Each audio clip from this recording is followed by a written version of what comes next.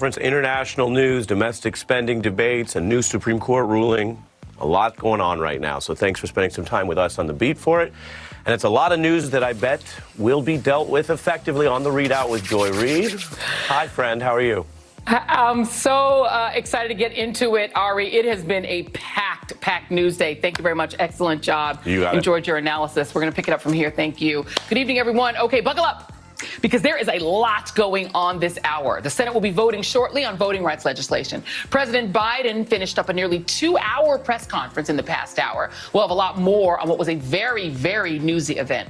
Plus, there's breaking news tonight with major implications for the former president. The Supreme Court has rejected Trump's effort to block his administration's records from being sent to the January 6th committee. We'll have much more on that coming up.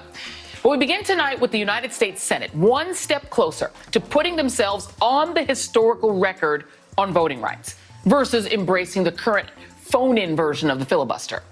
Any minute now, the Senate is expected to begin a series of votes on voter protection legislation, which is expected to fail, teeing up Majority Leader Chuck Schumer's plan to move forward with a vote on a proposed filibuster rule change.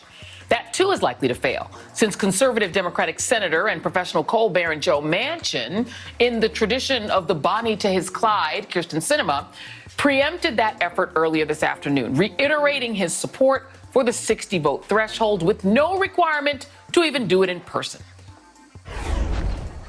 The United States Senate has never in 233 years been able to end debate on legislation with a simple majority vote. Allowing one party to exert complete control in the Senate with only a simple majority will only pour fuel on the fire of political whiplash. Eliminating the filibuster would be the easy way out. It wasn't meant to be easy. I cannot support such a perilous course for this nation when elected leaders are sent to Washington to unite our country, not to divide our country. At literally the same time that Manchin was slamming the door in his face, President Biden was at his press conference marking his first year in office and said that he is not willing to accept defeat. I think that there are a number of things we can do, but I also think we will be able to get significant pieces of the legislation, if we don't get it all now, to build to get it so that we get a big chunk of the John Lewis legislation as well as the fair elections. During today's debate, Minority Leader Addison Mitchell McConnell, who nuked the filibuster himself to steal 3 Supreme Court seats for the far right, 2 of whom Joe Manchin had no problem at all voting for without 60 votes, mind you, tried to scaremonger by saying Democrats are trying to silence millions of Americans by breaking the Senate. Instead, they've been consumed by a fake panic over election laws that seems to exist only in their own imaginations. This party line push has never been about securing citizens' rights. It's about expanding politicians' power. That's why their bill tries to weaken voter ID laws that are popular with Americans of all races. To be clear, the party Mitch McConnell is actually referring to is the Republican Party. But far be it for the man who has done more than anyone to destroy the institution to acknowledge what Colorado Democratic Senator Michael Bennet eloquently called out as the destruction the self-proclaimed Grim Reaper has wrought. I haven't met anybody who thinks that their voice is meaningfully represented in the United States Senate. Instead of special interests are the most powerful people. Nobody. And it's because we can't have a debate on anything they care about. All of them have been blocked by Senator McConnell and his abuse of the Senate rules. Not some great, venerable tradition of the United States Senate, but his modern-day abuse, his caricature of the Senate rules. But back to the argument by that Mitch. The reason national voter protection legislation is so critical is unfolding in front of our very eyes in Texas. As we told you last night, where the Republicans' punitive law is already suppressing voters. New requirements for voter ID are leading some counties to reject as many as 40% of mail-in ballots requested, because that new law required new forms with a blink or you'll miss it area to provide your driver's license number, state ID, or social security number. Now, not everyone got the new form, of course. And applications on the wrong form are not acceptable for mail-in ballot requests, so they got tossed. And the law also conveniently makes it a felony for election officials to proactively send out the correct application forms to voters. See how that works?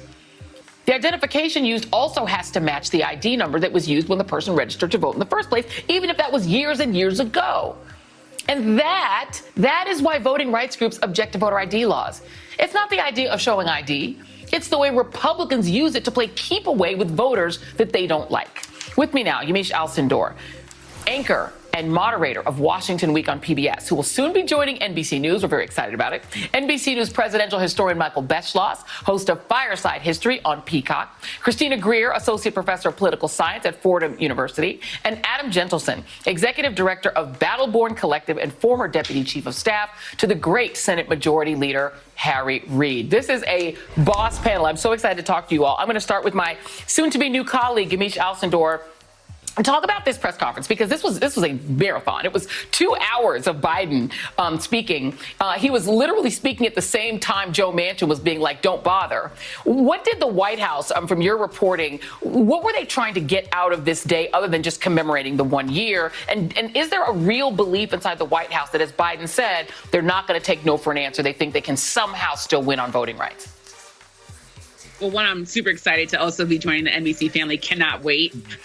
This, of course, per our White House history, was the longest presidential news conference in history. It wasn't just long, it was historically, epically long. And what the president really set out to do was, one, push back on his critics, talk about sort of what he wanted to do in this next year, talk about the mistakes that he perceived he made, but also I think in some ways he was out there to prove something. Think about the questions that he got from the conservatives about whether or not he's mentally fit, whether or not he's someone who can kind of stand up for the job. We all watched him for an hour and 50 odd minutes stand up there, get frustrated, at times really get genuinely sad about the pandemic, but not really lose his stride, not insult people, not lash out as we've seen with the former president. I think the other thing that sticks with me is the fact that he in some ways felt like an American who was trying to connect with other Americans who are frankly exhausted, who are frankly living through a pandemic and are feeling very gloomy. I think that was part of the emotional connection. It was interesting to hear him talk about voting rights in particular, as you were talking about this for this block, talking about the idea that maybe some parts of those bills can be passed, but also admitting that he feels like he should have been more out in the community with African Americans, that he should have been talking about it more, that he should have been sincerely connecting with people. He also was pretty clear that he is frustrated not just with the GOP, but also with members of his own party, talking about the fact that his agenda is stalled by people who are in his party. And I think the thing that also sticks with me is the fact that he was someone who was really setting out, I think, to really talk about sort of where he wants to go next, and talking about the fact that the reality is that Democrats are going to have to make some hard decisions, including breaking up bills, including figuring out how to deal with the GOP that is focused on obstructing him. One, I think, thing that to me struck me as confusing was that he was surprised that the GOP would obstruct him. I think he was obviously the VP for President Obama. Very clear the GOP wanted to stop everything that Obama was doing. They're doing the same thing to President Biden, and very successfully so at that point, I should mention. So I think that's also something that sticks with confusing a bit, because obviously he should have, in some ways, I think, understood, based on my conversation with Democrats, that the GOP will uniformly try to block Democratic presidents. That struck me too. I have to be honest, that struck me too. And every time he says it, and Michael Beschloss, I want to go to you to sort of give us a big picture, because, I mean, the first time I ever got the chance to talk to Joe Biden before he was president, I said to him, what makes you think they're going to treat you any different than President Obama? And he got kind of irritated. He was like, I am not naive about this. But I sometimes wonder if he was a bit naive. Give him a grade a little bit, because this is a president who is a man of the Senate and who seemed, this is the first time I had ever met the man, and he seemed genuinely to believe that there was something about him and his pre-existing relationships on the Hill that could make it different for him than it was for President Obama. I never thought that.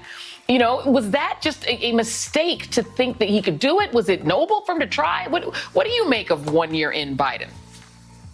Well, Joy, I would never want a president who did not at least try to work with the other side on Capitol Hill. But I also wouldn't want a president who saw that nothing was happening and kept on trying to do it, which he now sees from hard experience that that's not going to happen.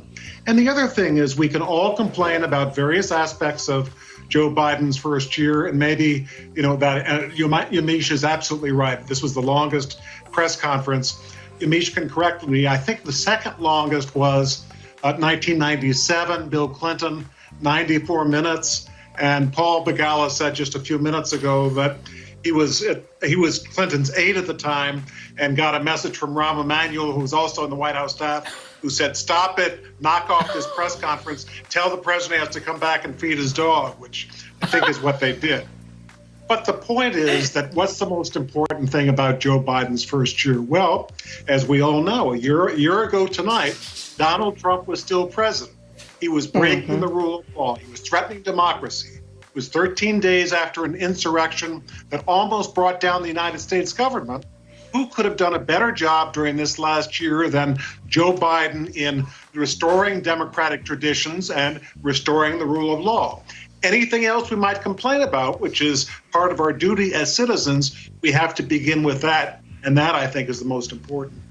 Yeah, I think that is unquestionably true. Let me go to you on this, Christina, because, you know, one of the big reasons that Joe Biden even has the opportunity to be here, and it's not Donald Trump, is that, you know, African-American voters were very proactive about saying, no, we need to replace Trump, and picked him in a lot of ways to, you know, sort of blessed him to become president. This is Kirsten Welker. I thought asked a really good question about whether or not he has lived up to the promise he made to always have the back of black voters, particularly on something like voting rights. Take a listen. What do you say to these black voters who say that you do not have their backs as you promised on the campaign trail? I've had their back. I've had their back my entire career. I've never not had their back. And I started on the voting rights issues long, long ago. That's what got me involved in politics in the first place. I have not been out in the community nearly enough. What grade would you give him on this effort, Christina, including the timing of when the real fight was engaged on voting rights? Right. If we're not using grade inflation, I would say a C, maybe a C+. And, you know, as Yamiche mentioned, the president really needs to go public. This today was a real valiant effort of communicating, not just with journalists, but the American public. But he does need to go out into the community. So much of this is so frustrating because it reminds me of the Obama era, where the administration is doing actually quite a bit, but they're not articulating not only their actions, but also the vision. So people are wondering what actually is going on in Washington, D.C. when we see Joe Biden constantly meet an obstructionist Republican Party, constantly trying to negotiate with an obstructionist Republican Party, and possibly forgetting the people who sent them there. And keep in mind, Joy, black voters, as you and I both know, are some of the most savvy and strategic voters, because we not only vote for how we feel and what we think is best, but we also have to keep in mind the capacity of white voters to actually redeliver a Donald Trump. And so Joe Biden wasn't necessarily every black voter's first choice, but he was the most practical choice to actually win against Donald Trump. And so if we understand that context, Joe Biden still has a lot of work to do to win over black voters, and he has to do what we call in political science literature, which is go public, not just with his ideas and his policies, but he actually is going to, even in the midst of a global pandemic, get out into communities and use his surrogates, local and state leaders, to really help push forward his policy vision and really help voters understand that he's actually working on their behalf. Right. And I mean, even to stay, you know, for his party to stay in power, Adam Gittleson, you worked for the great Harry Reid, who, you know, is probably the best strategist we've had in a very long time in the United States Senate, and who did what he had to do to make sure that President Obama could be successful, the Obama-Biden administration. Let me play you, because I find Mitch McConnell to be a singularly negatively interesting figure, in that I have no doubt that he would junk the filibuster tomorrow if he became Senate Majority Leader to get the things he wanted. And yet he and his party are saying, you better not do it or we're going to get you. Here's actually John Cornyn of Texas, who didn't even talk about his own state's crazy voting laws. But here is what he said, essentially threatening Democrats if they change the filibuster for voting rights. Take a listen. We could implement a 20-week ban on abortions and ensure that any baby that survives an abortion receives life-saving care. We could protect our constituents' Second Amendment rights and establish concealed carry reciprocity throughout the nation. In short, future Republican-controlled Senate will be able to accomplish a lot, all thanks to a precedent that our Democratic colleagues seek to establish today. You've tweeted a lot about this, Adam. You know, this idea of trying to threaten and terrify Democrats into not changing the rules, Do you have any doubt that Mitch McConnell, if he becomes majority leader again, will just junk the filibuster in 5 days and Manchin will sit back and go, No doubt whatsoever in my mind, Joy. And there's a few reasons behind that. One is that I'm old enough to remember 2017 when Mitch McConnell, without any hesitation, got rid of the filibuster in order to confirm a Supreme Court nominee. Completely breezed past all the accusations of hypocrisy that were thrown his way, just as he will do in the future, got rid of it with the flick of a wrist. I'm also old enough to remember 2005, when under President George W. Bush, Mitch McConnell was the second-ranking leader in the Republican Senate, and he led the fight to try to go nuclear under George W. Bush. Very aggressively, very eagerly, he had former aides write law review articles explaining why it was completely consistent with the Constitution to get rid of the filibuster. Chuck Grassley was still around back then. He supported that effort. So there is no doubt in my mind that the first time it becomes convenient for Republicans, the first time they control a trifecta, unified control of Washington, the three elected branches of government, the first time it becomes convenient for them to get rid of the filibuster, they will get rid of it without a moment's hesitation. This should not be something, Democrats, when they're thinking through their strategic choices, should not invest in believing in forbearance from Mitch McConnell. If you are counting on forbearance from Mitch McConnell and Republicans in the future, that is a bad strategic choice. Amen. And so the reporting here from NBC News is that after Joe Manchin gave his speech, Senator Jeff Merkley made a last-ditch effort to try to explain to him the precedents of what they were going to try to do. I doubt that any of that helped at all. And he will literally sit there and be like, when McConnell does it, because he doesn't have a problem with that, because McConnell likes the things he likes. Anyway, Christina Greer, I know you got to go. Thank you very much, my sister. Appreciate you. Yamiche, Mike, Adam are sticking around for more on President Biden's epic press conference. And later, the Supreme Court delivered a major defeat to the disgraced, twice impeached former president and Florida retiree late today, rejecting his efforts to block the January 6th committee from getting his White House documents off. The gathering storm Secretary of State is in Ukraine trying to defuse a brewing international crisis. Senator Chris Murphy, just back from the region, joins me tonight. And tonight's absolute worst is like a weather forecast. Cold, a lot of wind, and a 100% chance of snowflakes. The readout continues after this. Can a button work wonders in the bedroom? No, not the fun button. The other button. Sorry. Marcia has sleep apnea, and her struggles with CPAP had me sleeping in the guest room. Now she's got Inspire. It's a sleep apnea treatment that works inside her body with the click of a remote. No mask, no hose, just sleep. Now I'm back. And we're back. Come on, let's get it on. Inspire, sleep apnea innovation. Learn more at inspiresleep.com. If you have this, consider adding this. An AARP Medicare Supplement Insurance Plan from United Healthcare. Medicare Supplement plans help by paying some of what Medicare doesn't and let you see any doctor, any specialist, anywhere in the U.S. who accepts Medicare patients. So if you have this, consider adding this. Call United Healthcare today for your free decision guide.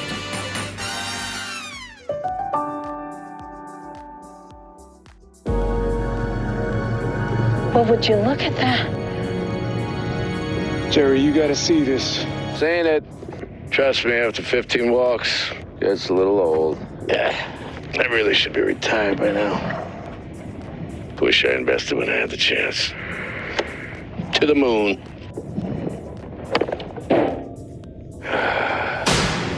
Unbelievable. Stop waiting. Start investing. E-Trade. Each new year brings new opportunities to serve others, lead by example, and light the way for those around you to earn their respect by becoming the top brand in new vehicle quality in the automotive industry. Start the new year with a lineup of Ram trucks built to serve. Right now, get $3,550 in total values on the 2022 Ram 1500 Bighorn.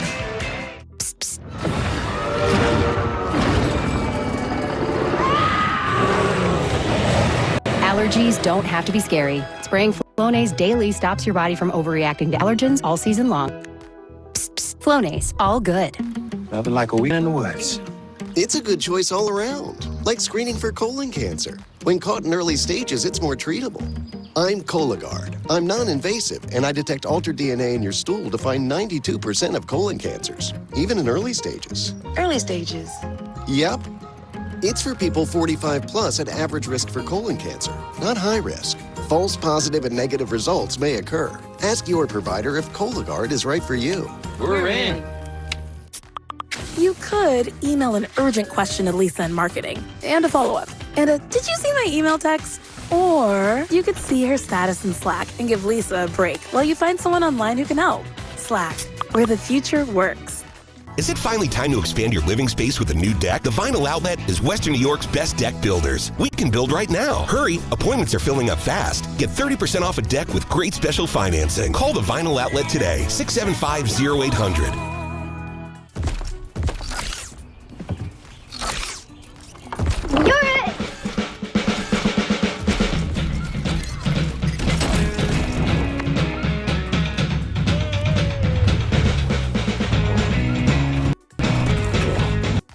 At Spectrum, we think be kids.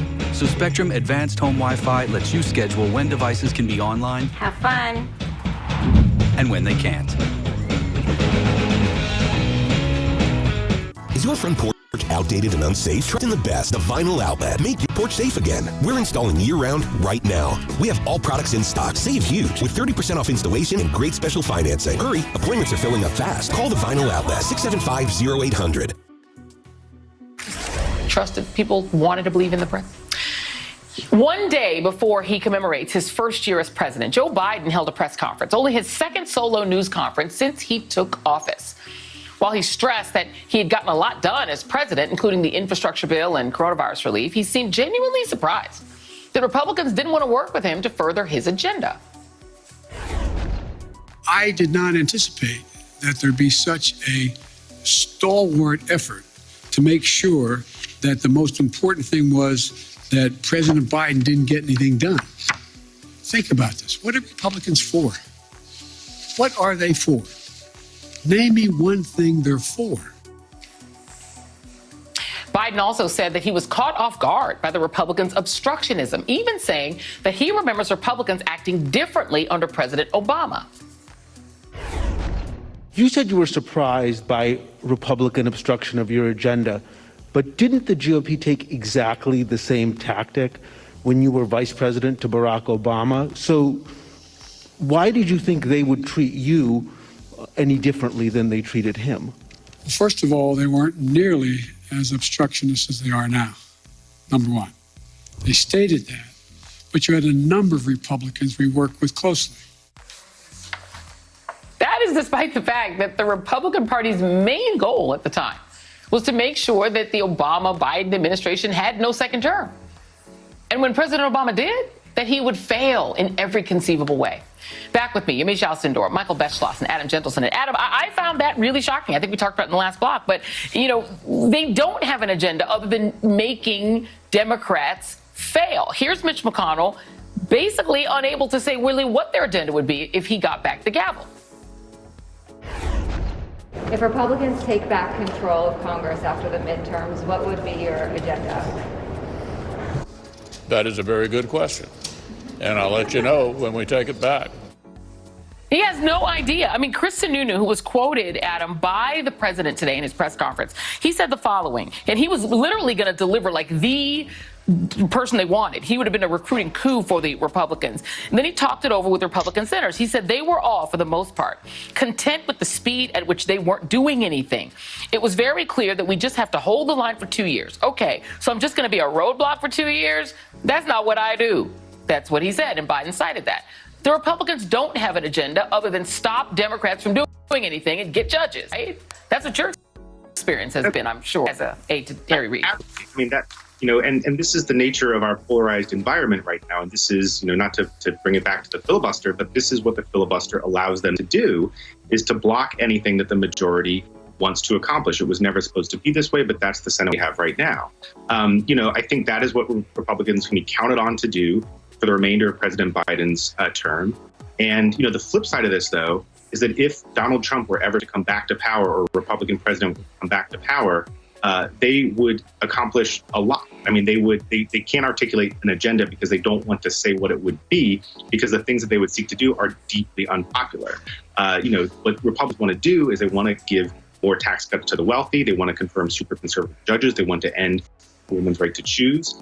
They want to enact massive voter suppression laws and, codify Trump's big lie. But they can't say that out loud. So, the only thing they can say, and the only thing they can do in public is to obstruct and hope voters don't notice the things that they actually do want to accomplish. Yeah, I mean, John Cornyn, actually, he did say it out loud. Like, he literally said today, he's like, this is what we're going to do. I'm just letting you know if we get back in. And the thing is, the purpose of that, Michael, what's changed about the presidency is that most of the time, at least in the past, people would give the president a break. Like for a year, these presidents would have really high approval ratings. I mean, you can go through and put them up. After a year, John F. Kennedy's in the high 70s, Eisenhower, 69, even though they were trying to say that he was fluoridating the water and that Birch Society was trying to take him down. Even Carter at 62, Nixon 61. You can go all the way through, even President Obama, Reagan. It seems that the purpose of Republicans now is to ensure that no president has the respect of half the public. And that is pretty much their agenda, to make sure the president is a failure so they get back in power. That's what modern history suggests, Joy. You're absolutely right. And, when the largely, not entirely, but the largely great Bob Dole died pretty recently, everyone was saying this is someone who worked across the aisle and made deals. I remember Bob Dole on the night that Bill Clinton was elected in 1992. And he went on NBC and other networks, other lesser networks, and said, I now represent the majority of Americans who did not vote for Bill Clinton, and we're going to stop him. And that has been the attitude of Republican leaders in Congress ever since, especially Newt Gingrich, when he became Speaker 2 years later. And it is un-American because James Madison, the idea was, unlike the British monarchy, he wanted presidents in Congress and parties in Congress to duke it out, just battle all the time, because he thought that would lead to the best laws. But the other part of the deal was that they would also compromise and negotiate. So Republicans have learned the fighting part of it perfectly well, keeping a president of the other party in check, but where's the compromise? Where's the negotiation? It's radical and it's not American to avoid that. Indeed. And the other, Biden spoke, I want to play one more piece of Joe Biden today, because he spoke to the other piece that is not usual. What I always understood about politics, Yamiche, is that there was a jealous guarding of power between the branches of government. And so that the legislative branch would jealously guard its power against the president, and those two branches would compete. But now what you've seen is among congressional Republicans, Senate and House Republicans, they subordinate themselves to this sort of king-like president, this sort of monarchical attitude toward them. Here's Biden talking about that, because now it's not a monarchical attitude, it's like a cult. Here's President Biden talking about that, about Trump. Did you ever think that one man out of office could intimidate an entire party where they're unwilling to take any vote contrary to what he thinks should be taken for fear of being defeated in a primary? We got to break that. It's got to change. I mean, that wasn't true with Nixon, but it was sure kind of true with Reagan. It's gotten worse and worse and worse, the worship. Are there Republicans who are weary of it on Capitol Hill, or is everyone in on it and everyone who's not in on it is retiring? Joy, it's definitely the latter. And I think, the President Biden just laid out sort of, would you ever think that a president could do this? A former president could hold a grip on a party like this? You should probably add to that. Would you ever think a president could almost overthrow the American democracy, lead people and encourage people to break into Congress in a violent and deadly insurrection, and then still have that kind of power? That's the sort of second part of that question. And Joe Biden there's expressing essentially his surprise again at the idea that former President Trump is continuing to have this power. But I also, in some ways, I think this is a window into who President Biden is at his core. He ran as someone who had these relationships in the Senate, as someone who had 3 decades of power and was vice president. He thought things could be different. He was an optimist in this situation, and he's clearly had to deal with the realism of the Republican Party being completely in the hands of former President Trump. And the question I would completely want to still ask Joe Biden today is, what is the Democratic strategy against that? Republicans are being very, very successful in running on lies. They're very successful in passing laws that are going to make it harder for people to vote, including specifically Black people, Black women. What is the strategy to push back on that? Democrats have not gotten that together. And the president simply, I don't think, has really articulated what he plans to do on that. And that's a big challenge for this White House going forward.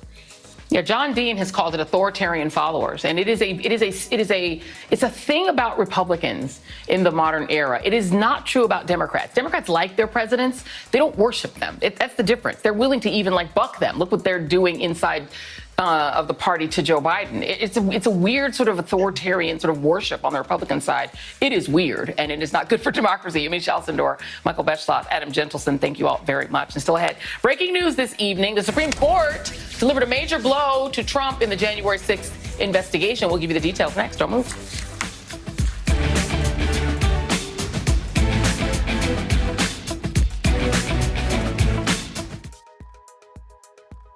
Dad and I finally had that talk. No, not that talk. About what the future looks like. For me, I may have trouble getting around, but I want to live in my home, where I'm comfortable, and my friends are nearby. I can do it with the help of a barber, personal shopper, an exercise buddy, someone who can help me live right at home. Life's good when you have a plan.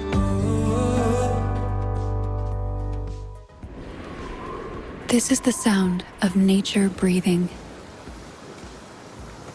And this is the sound of better breathing. Fasenra is a different kind of asthma medication. It's not a steroid or inhaler. Fasenra is an add-on treatment for asthma driven by eosinophils. It's one maintenance dose every 8 weeks. It helps prevent asthma attacks, improve breathing, and lower use of oral steroids. Nearly 7 out of 10 adults with asthma may have elevated eosinophils. Fasenra is designed to target and remove them. Fasenra is not a rescue medication or for other eosinophilic conditions. Fasenra may cause allergic reactions. Get help right away if you have swelling of your face, mouth, and tongue, or trouble breathing. Don't stop asthma treatments unless your doctor tells you to. Tell your doctor if you have a parasitic infection or your asthma worsens. Headache and sore throat may occur. This is the sound of Fasenra. Ask your doctor about Fasenra. Amazing. Jerry, you gotta see this. Saying it. Trust me, after 15 walks, gets a little old. Stop waiting. Start investing. E-Trade. So, how's the menopause going? Unexpected rage, hot flashes, exhaustion. Big fan. Here's to being tired all day and up at night. Said no woman ever. Estroven relieves major menopause symptoms.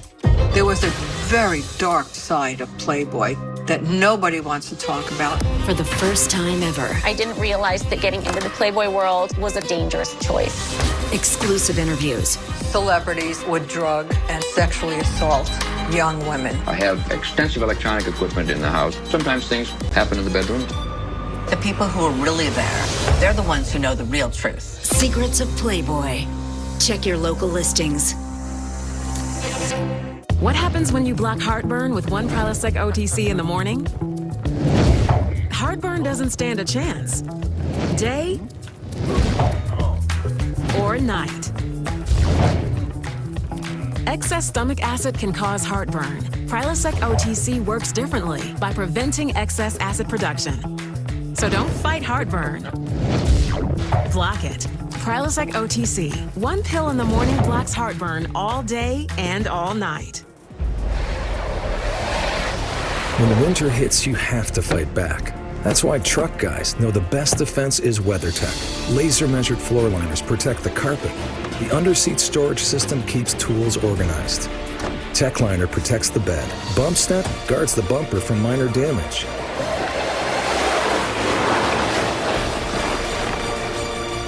While Cup Phone secures your phone. Don't let winter win. Go to WeatherTech.com and order today.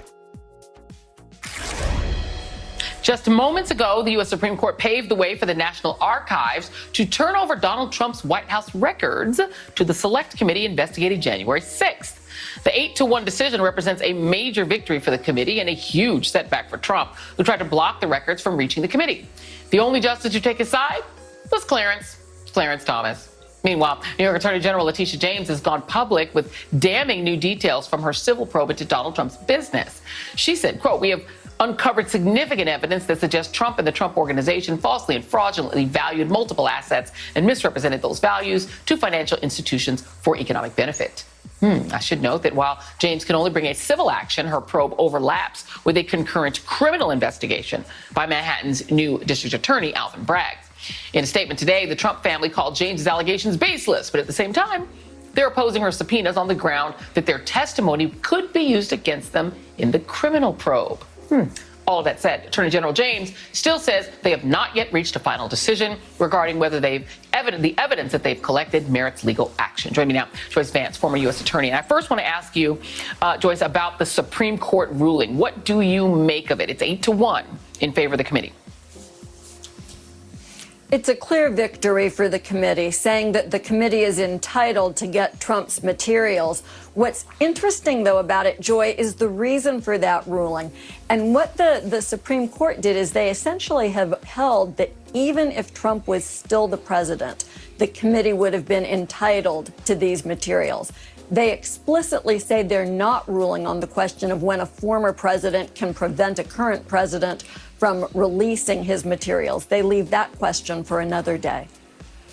Interesting. Okay, so we're going to put a pin in that for a moment, because to stay with the committee for just a moment. So 2 new subpoenas today: Nick Fuentes, the white nationalist, and Patrick Casey of this right-wing America First movement. They were both at the Capitol on January 6th. On the Fuentes letter, they point out that Fuentes urged his followers to, quote, storm every state capitol until January 20, 2021, until Trump is inaugurated for 4 more years. They're also interested in a donation he reportedly received in Bitcoin worth more than $250,000. And the FBI is reportedly scrutinizing whether the money's linked to the Capitol attack. What's the significance of having one of the provocateurs subpoenaed?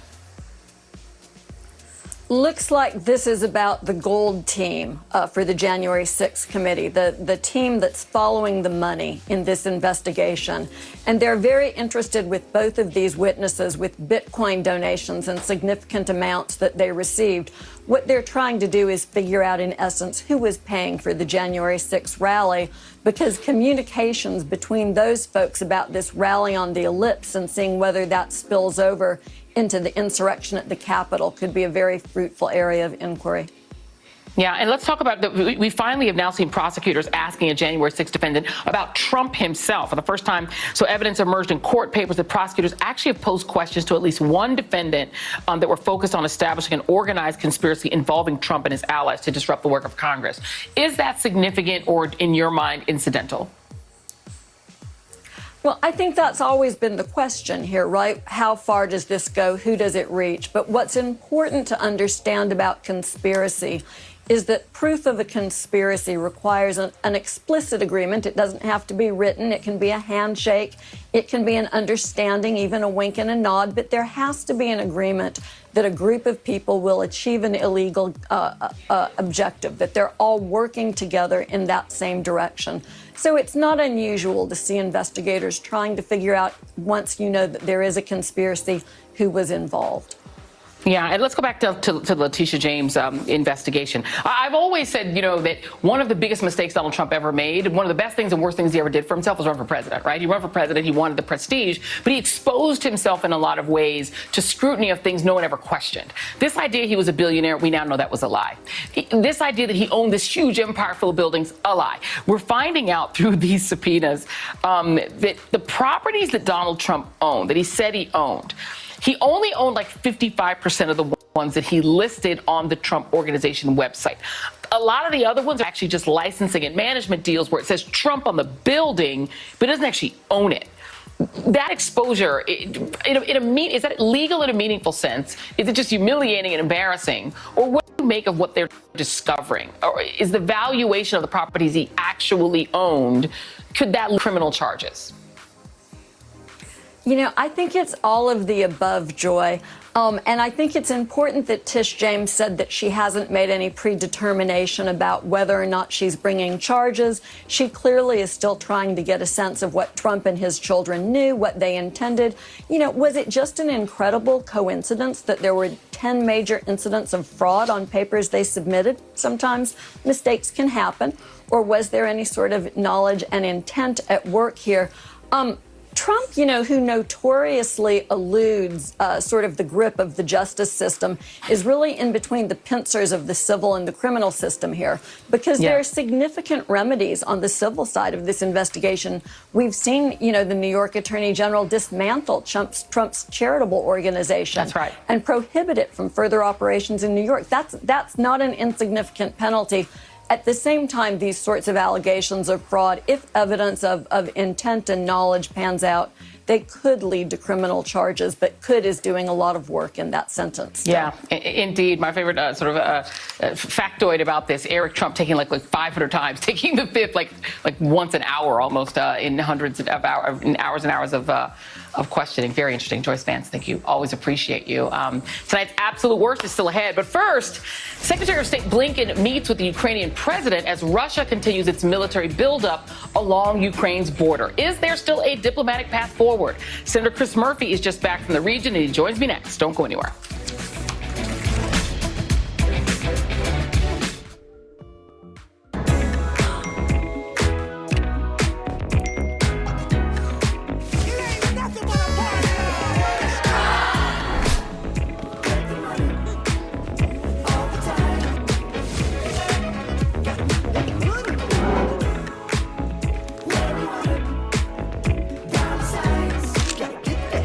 With Chase security features, guidance, and convenience, banking feels good. Chase, make more of what's yours. And Doug. We gotta tell people that Liberty Mutual customizes car insurance, so you only pay for what you need. And we gotta do it fast. Woo! 34 miles per hour! New personal record, Limu!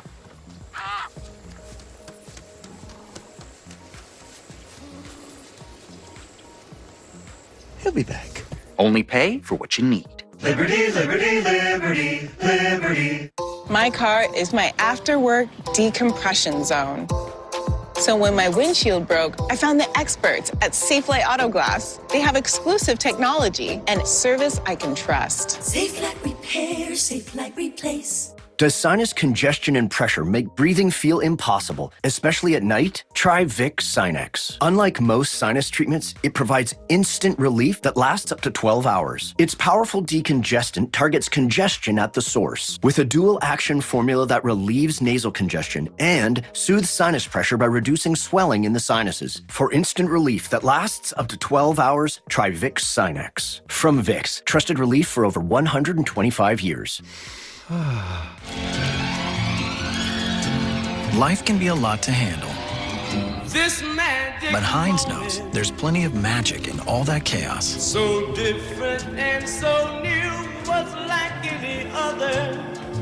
Tums versus mozzarella stick. When heartburn hits, fight back fast with Tums Chewy Bites. Fast heartburn relief in every bite. Crunchy outside, chewy inside. Tums Chewy Bites.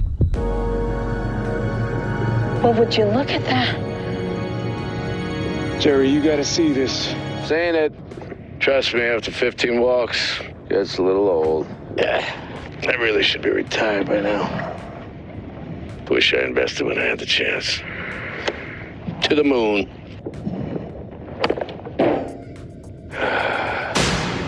Unbelievable. Stop waiting. Start investing. E-Trade. I lost 26 pounds and I feel incredible. With the new Personal Points program, I've answered questions about my goals and the foods I love.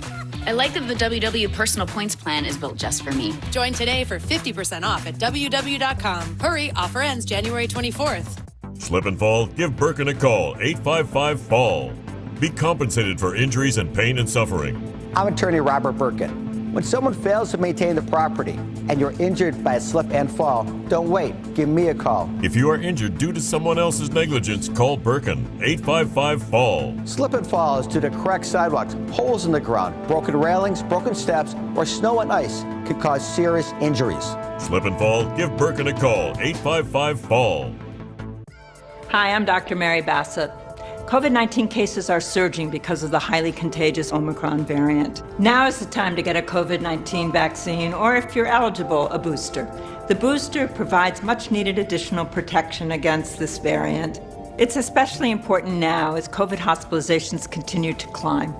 Do what you can to stay healthy and out of the hospital. Get vaccinated and boosted, wear a mask, and if you're sick, get tested and stay home. I think he still does not want any full-blown war, number one. Number two, do I think he'll test the West, test the United States and NATO as significantly as he can? Yes, I think he will. But I think he'll pay a serious and dear price for it that he doesn't think now will cost him what it's going to cost him. That was President Biden weighing in on what he thinks Russian sociopath and autocrat Vladimir Putin will do with the roughly 100,000 troops amassed on the border with Ukraine. Others agree. The risk of a conflict is real.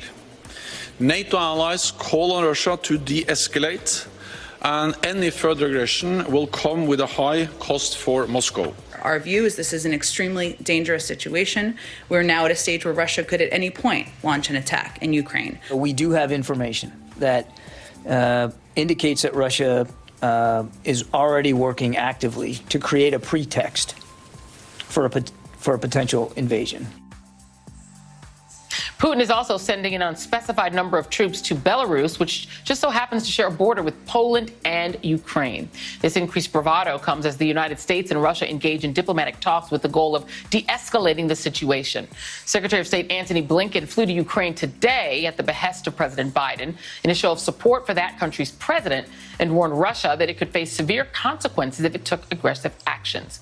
Blinken and his Russian counterpart, Sergei Lavrov, are set to have a third meeting on Friday in Geneva. Previous talks have failed to make much progress.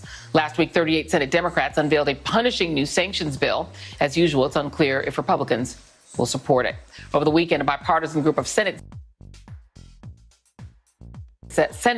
senators traveled to Ukraine to deliver a message of support. Senator Chris Murphy of Connecticut, who was part of that group, joins me now. Senator Murphy, let's go over that because what President Biden said to reporters today is that NATO is not all on the same page about what to do about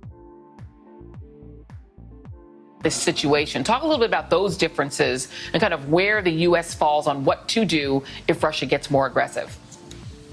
Well,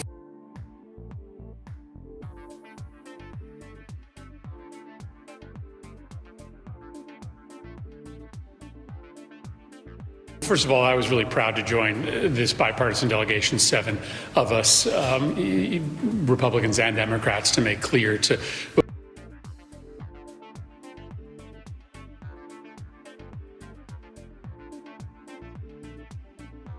both Ukraine and Russia that there's no daylight between the two parties when it comes to backing up Ukraine and making sure that Russia pays a price if they do invade.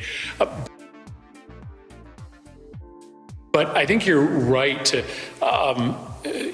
really see Biden's concern for NATO remaining whole and unified, because Putin's short-term goal may be to try to regain influence over Ukraine, but his long-term goal is to break up and smash NATO to pieces. And so Biden has to do two things here. He needs to send a message to Putin that there's going to be huge consequences if he was to invade Ukraine, but do it in a way that keeps NATO together, because Putin would love nothing more than for Ukraine to be NATO's undoing, because that ultimately is his goal in the end. It's a real sort of very fine line that he needs to walk here, but the president's doing a very good job, and I think he's going to deliver a message to Putin that will show him there are going to be serious consequences to both his army and to his economy if he moves into Ukraine any further.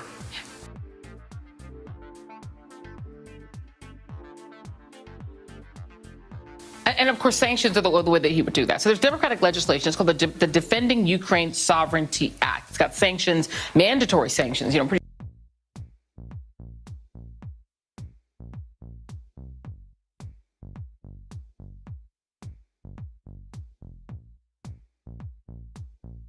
handed it to President Trump, and President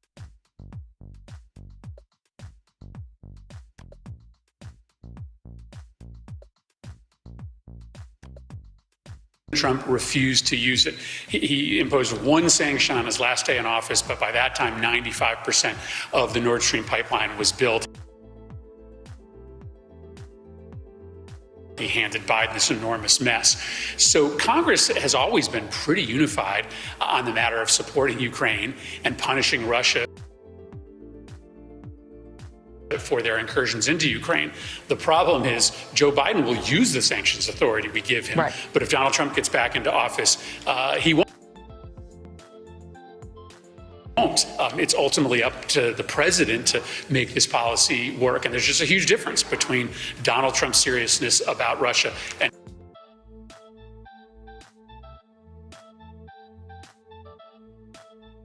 Joe Biden. He can't now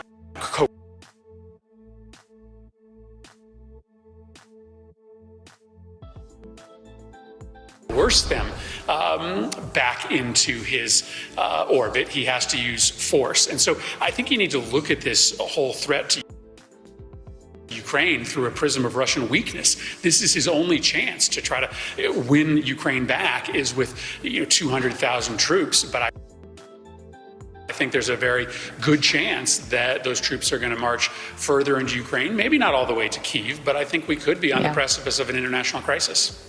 Yeah, lots of crises in hand. Let me switch gears just more to voting rights.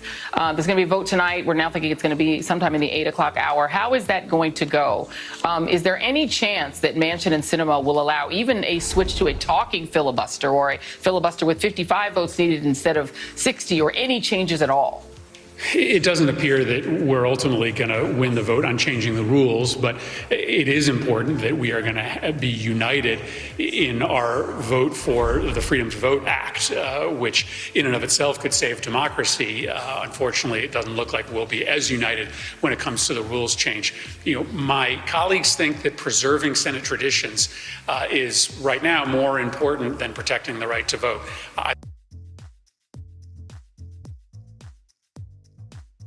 I think that's an enormous mistake. I don't know that there's going to be a Senate left to protect if we lose our democracy. Donald Trump has told us loud and clear, transparent.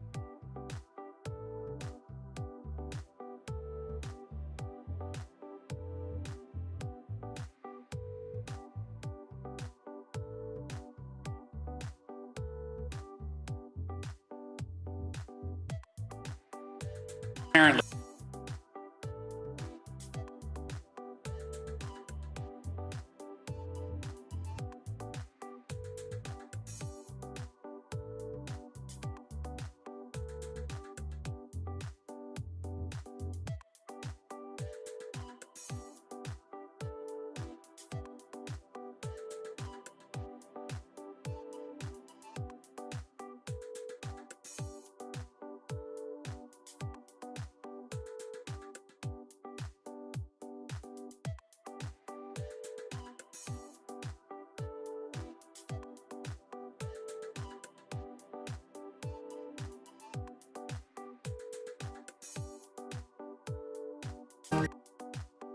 I said a word to see. That's what you get, my baby.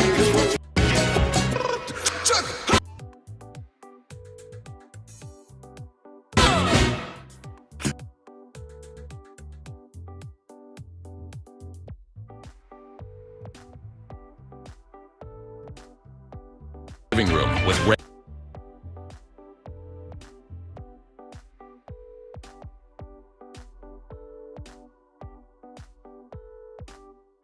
and get delivery from the comfort of your own home. Credit approval, price.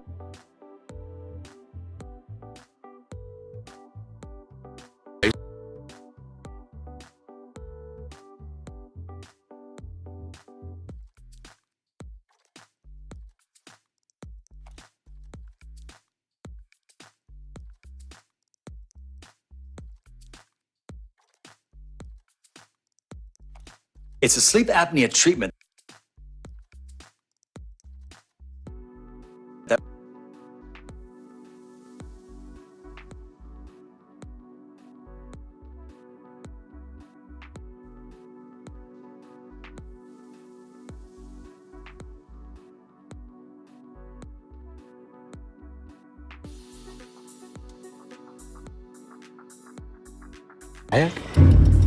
Excuse me?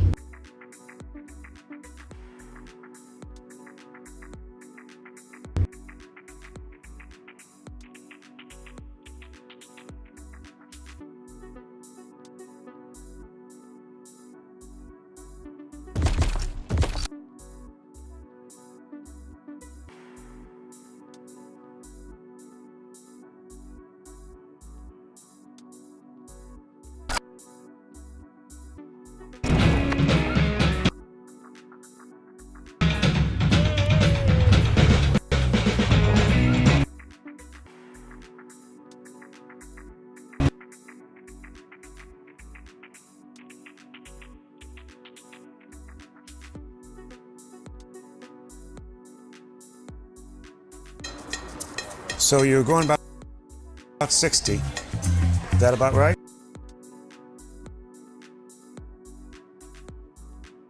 As head of the state's largest motor vehicle accident firm, William Mattar is always trying to gain new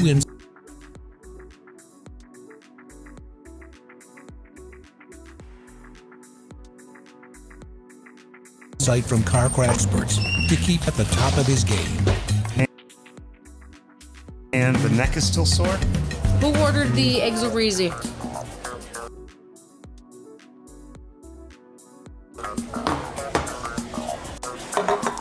You single?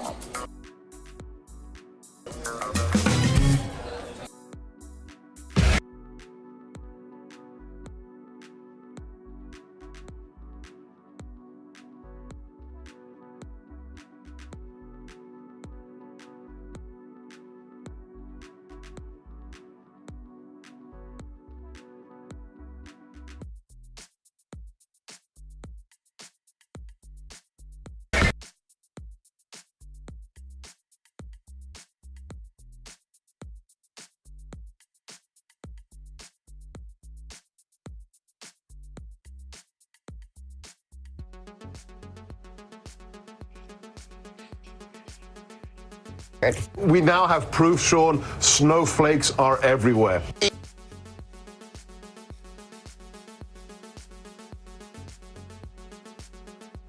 Snowflakes believe things, their opinions are based on emotion rather than facts.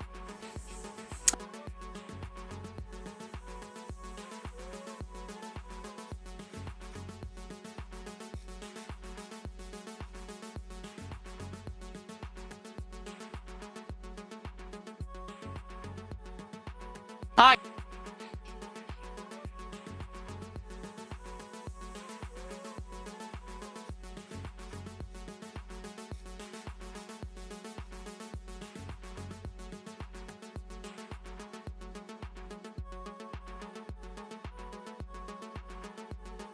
That white people are too sensitive to learn that slavery actually happened and that for hundreds of years, black and brown people have been oppressed in this country.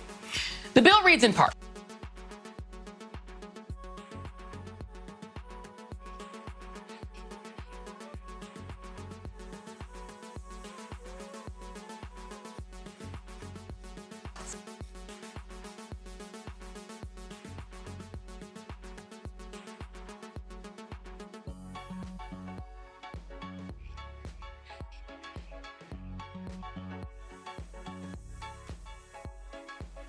Content that can be smuggled in.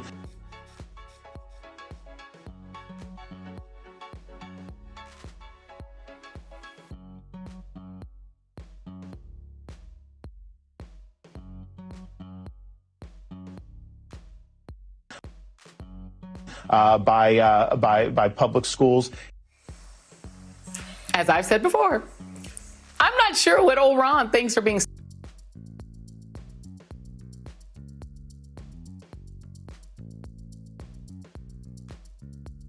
smuggled in.